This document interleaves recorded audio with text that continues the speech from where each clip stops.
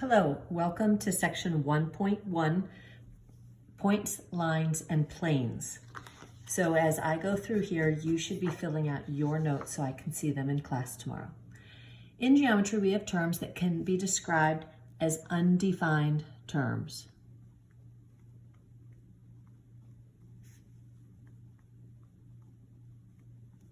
Because they can only be explained using examples and descriptions. Three things we're going to talk about right now that are undefined terms are points, lines, and planes. And a plane we'll get to, not an airplane in the sky, a mathematical plane.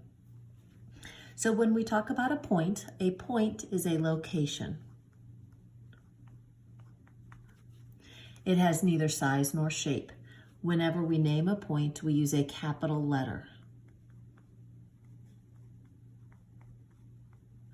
And so the picture of it would look like that, and you can use any capital letter to describe it.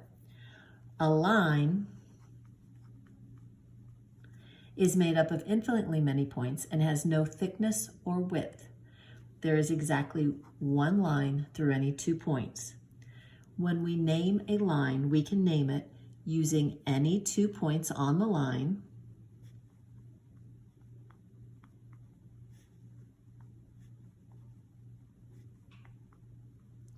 or the lowercase script letter. And script means cursive.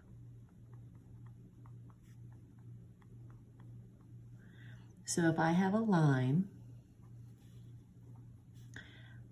to name it, I need 2 points on that line. Once again, points are used using capital letters. A line can also have a script lowercase letter next to it. So to name this, we can name this line PQ. We know that we can use the line symbol over it, or you can write the word line in front of it. So you could also say line PQ. Or because of that, you could say line M, using a script M. There we go. A plane is a flat surface made up of points that extend indefinitely in all directions. So I always like to think of just a piece of paper. If it extends in all directions, that is a plane. There is exactly one plane through any 3 points not on the same line. To name a plane, we use a capital script letter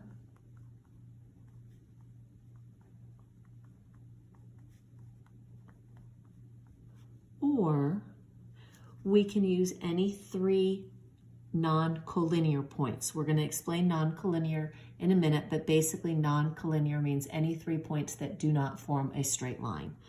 So 3 non-collinear, NON-COLLINEAR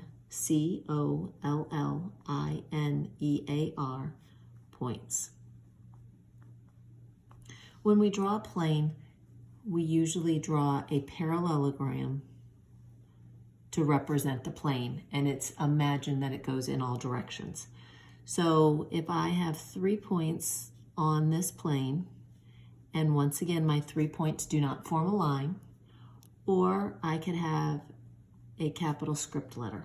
So I could call this plane K, or I could call this plane BCD. And the order of these letters here does not matter, just like the order of these letters here does not matter. Then a segment is a part of a line that has 2 endpoints, and this can be measured. We're going to name it using the 2 endpoints. And once again, just like up above, the points have to be capital letters. So if we have this segment, we can call this segment A, B, and you must put your segment symbol over it. It could also be segment BA. And then if we have part of a line that has 1 endpoint and extends indefinitely in one direction, that is called a ray. I like to think of a sun ray. It starts at the sun and it continues in one direction. When you name a ray, you must begin at the endpoint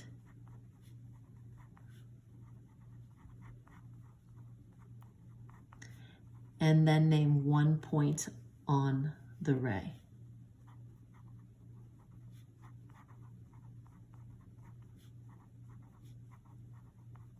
So let's say our ray is like this. We must first name the endpoint, which is D, and then any point on the ray. There's only 1 point listed, and then you'll put the symbol for ray over that, but you must start with the endpoint. Then the intersection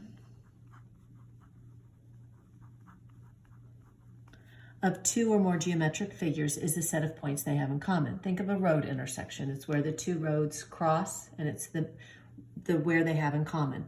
So if we're intersecting 2 lines, they meet at a point. Now, you don't want me to draw the intersection of 2 planes, but if we have 2 planes and they intersect, if you look there, they're going to intersect at an entire line. So the intersection of 2 planes is a line. On to page 2. If we look at page 2, we have here what I was describing before. Points that lie on the same line are called collinear. And if you think about it, it has the word line right in there. So if I have a line, any amount of points on that line, and a line is made up of infinitely many points, all of those points on that line are going to be collinear. So therefore, the opposite is non-collinear, which is the word we used on the front page. So non-collinear are points that do not lie on the same line. So if I have D, E, and F, those do not form a line, so those are non-collinear. Coplanar, it has the word plane in it, not spelled right, but when you say it, coplanar, lie on the same plane. Once again, we're going to use a parallelogram to determine a plane. So if I have points all on that plane, those are coplanar. So the opposite of coplanar is non-coplanar. To draw non-coplanar, we're still going to draw our parallelogram, and we can put points on our parallelogram. And then if I have a point that's not in the parallelogram, it's determined to not be on that plane. So D is non-coplanar. A, B, and C are coplanar, but D is non-coplanar. So then let's look at some examples. If we look here, 2 ways to name line X, Y. Well, any 2 points can name it. So I can name it VW, and I can use this symbol instead of the word line. I can look for the script. It's a script L, so I can name it line N. There are many, many other ways. Those are just 2. Name the plane 3 different ways. So push pause, name it 3 different ways, and then we'll talk about it. Okay, if we're going to name this 3 different ways, we could name this plane P. We could name it plane WXZ. Let me write the word plane in there. Or we can name it plane ZVY. I like, when I'm naming a plane, to make sure there's 3 non-coplanar. So you don't want to use 3 on here. And T is not on the plane, so you cannot use that. Name 3 collinear. If you just push pause, answer the rest, and then there's 1 on the next page, and then come back. So 3 collinear points are any 3 points on the line, on a line. So V, W, X, and Y. Any of those 3 would work. 3 non-collinear points, you must include Z on here, or T, because all of these lie on the same line. Do you need to include both Z and T? No, but I'm going to. So I'm going to say T, Z, and Y. You must have at least T or Z in your answer. The intersection of line R and line N, here's line R, line N, they meet at this point, and that is X. So we can just put X. Name a line segment, many different line segments. I'm going to choose line segment XT. And then our last question, name 2 rays. So rays, you can start anywhere. I'm going to start at W, go through Y. So I'm going to name WY. And then I'm going to start at W and go the other direction, WV. There are many, many ways that you can name 2 rays. So there's the end of section 1.1. Thank you. Bye-bye.